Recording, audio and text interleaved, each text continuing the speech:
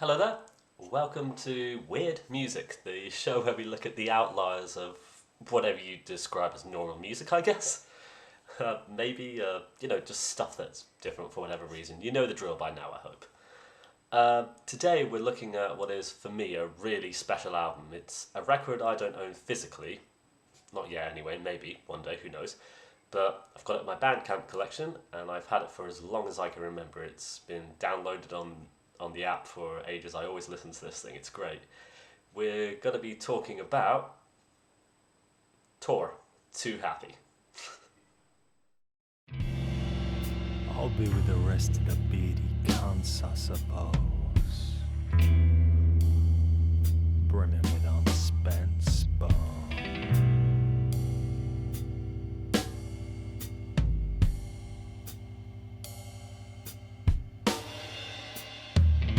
I don't care, I don't care, I don't care. He's a flicky head ponce, but it's got nothing to do with me.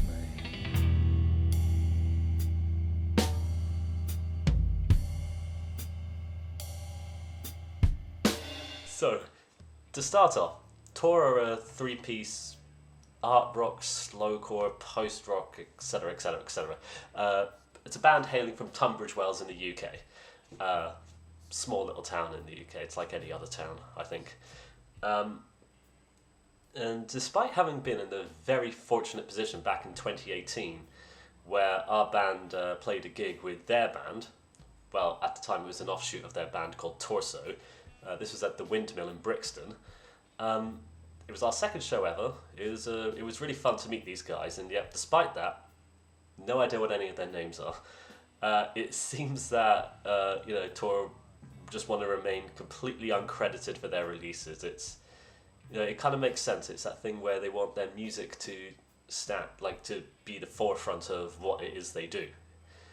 It's kind of like the Thomas Pynchons of the slowcore genre, you could say. Maybe? I don't know. Weird comparison.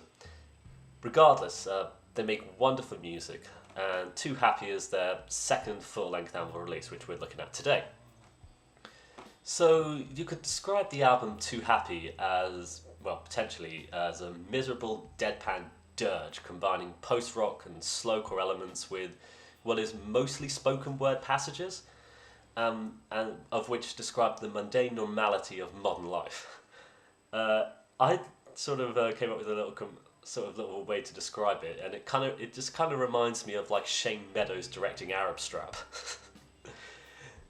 There's many ways to describe them though. Despite all this sort of miserable deadpanness to what is within the lyrics, there's also loads of humor, like moments of humor in it as well. It's sad but also really funny at times. It's incredible, and there's specific sentences where you'll have emphasis on these specific words that make them stand out brilliant, and it's amusing, but it's also miserable and full of so much contempt. It's phenomenal presentation of your lyrical ideas, and very peculiar, and it's definitely not everyone's cup of tea because it's so baffling. It's so against the normal grain of how people write music, I think.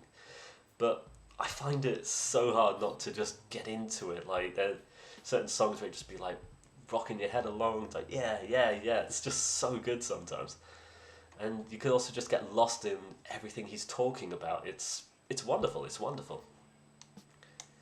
So, it's a very miserable album experience, very akin to like the works of Arab Strap, I think, except they're up in Scotland.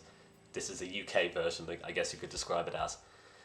And yet, despite being miserable, there's also some wonderfully beautiful moments on this record. I feel like, the first track, Belt Sander, just perfectly opens everything up with this delightful introduction of the sparse guitars and the deadpan vocals. And it's just something whimsical about the whole thing. It's lovely, despite being lyrically bizarre. And from there, the album sort of progresses further and further into this miserable dirge of just, talking about modern life, I suppose. The third track, I believe, I'm a Goth, is a particular highlight on this whole album, which in particular reminds me of this meme. Except the guy on the left. He looks like he's ready to kill himself. couldn't resist.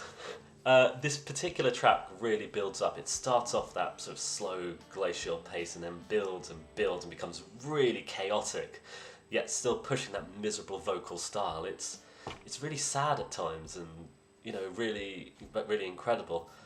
And it feels like sort of centered around this one particular refrain in the song, which I guess you could call it the chorus. It's never structured in that way, but it just goes, I couldn't quite find my rhythm, couldn't quite find my rhythm, I couldn't quite find. And it feels like, this sort of spoken word vocal is fighting against the music itself, like it's all just going to fall apart and break and just turn into nothingness, basically, as though he couldn't quite find his rhythm, right? And moving on though, another particular favourite is the next track, Long Distance Jelly, which has one of the few examples of actual singing on the record.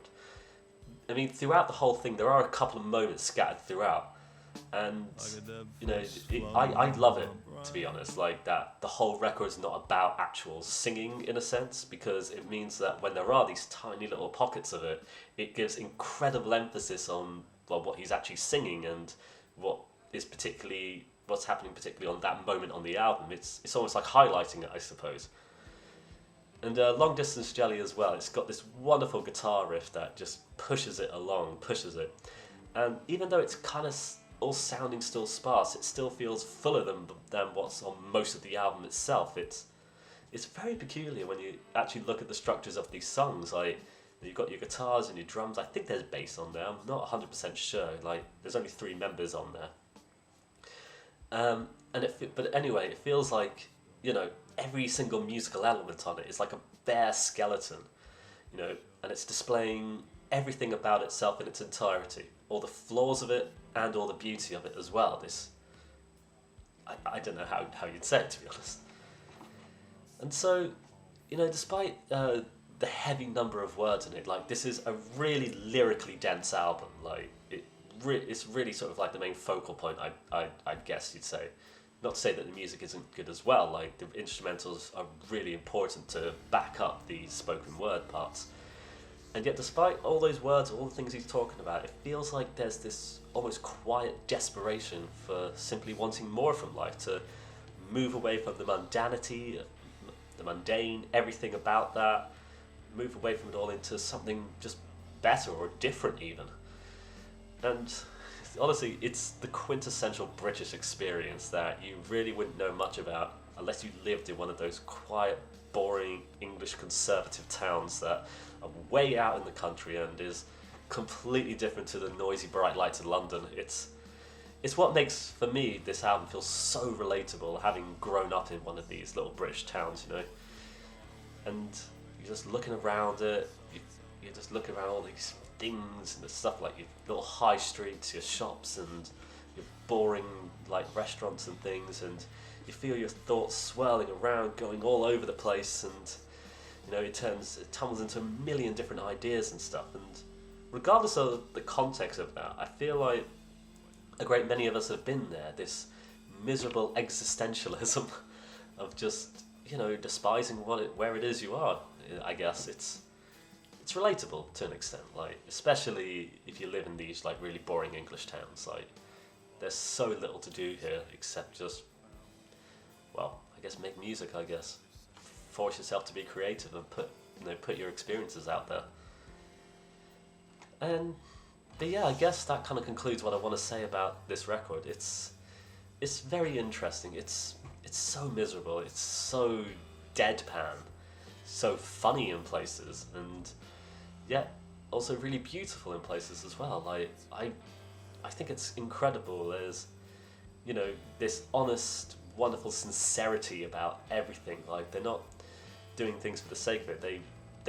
This is what they want to present, this is what they want to push out there, and they just do it perfectly. They do their style, their way, exactly the way they need to. If it's something you can relate to, it's a wonderful album experience. So go check out the album Too Happy. It's available on Truthseeker on Bandcamp. It's available for you to go listen to. Wonderful record. But for now, I wish you all the best. You take care, and bye-bye for now. Bye-bye.